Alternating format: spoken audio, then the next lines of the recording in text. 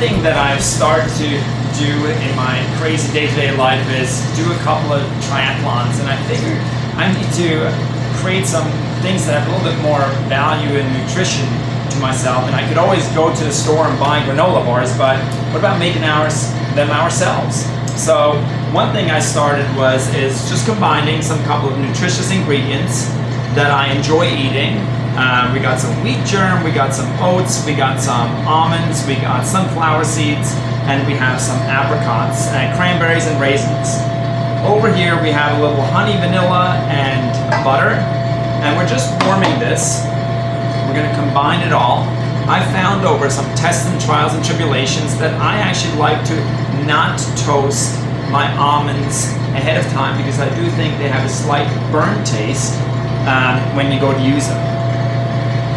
So this is a really quick and easy formulation to work with. Warm this, get it all melted. Then you can pour it directly over everything.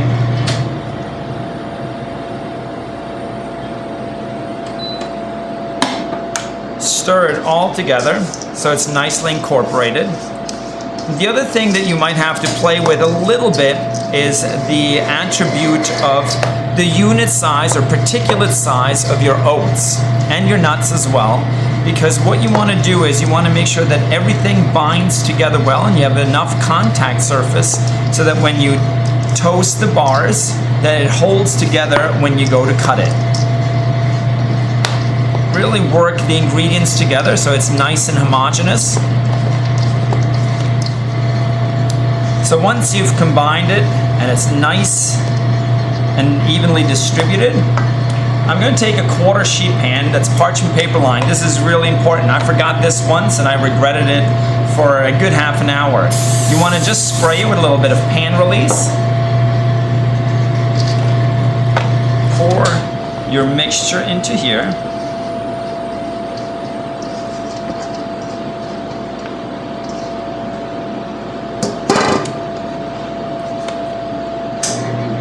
Level it out. Again, if your liquids are really hot, you want to be careful you don't put your fingers on it so you don't burn yourself, but these feel pretty good.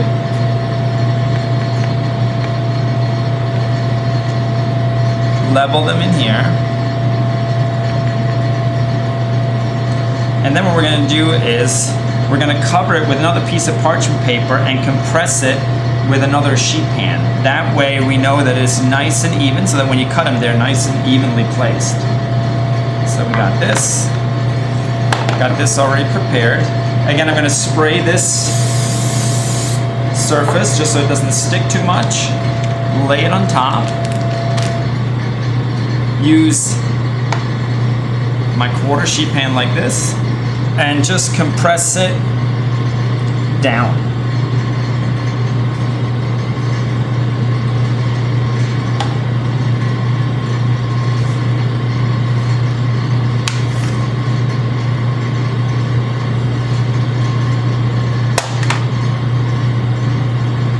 Take parchment paper off, and if for some reason you have some edges that are a little higher, you can just run your rubber spatula over the top, get it nice and even. And it's usually the edges that you're going to maybe trim off anyway, which what I do is that when I finish it, I cut the edges and use them for granola, and then have my granola bars in the center. I also will press this again once it comes out of the oven. We're going to bake this at about 300 degrees in a convection oven till you get a nice golden brown color over the top surface. So after granola has cooled, it should release fairly easily from the pan. Looks nice. I find it's easier to cut it on the flat surface so that it really sits down on the cutting board. Next thing what you can do is I usually trim the edges off just a little bit so it gives a little bit of a cleaner look. And again, this becomes my little treats of granola for breakfast.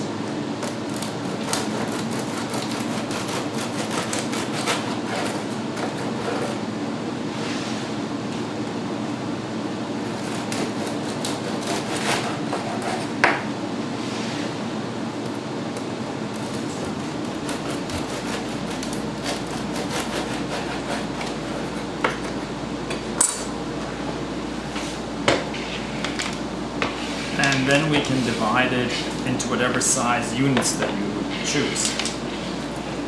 I like to use a multi-wheel for that. So I'm gonna do this just to sort of give me a guide of where it's gonna cut.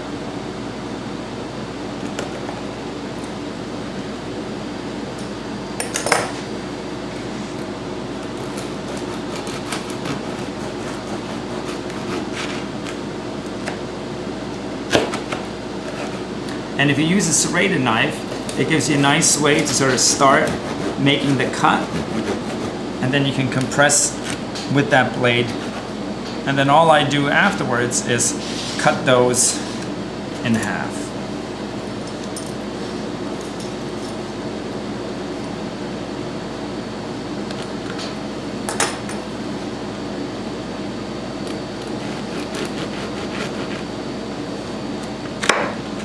And then I would recommend that you've got to package them up right away so that they stay nice and dry. That otherwise they'll get way too chewy on you.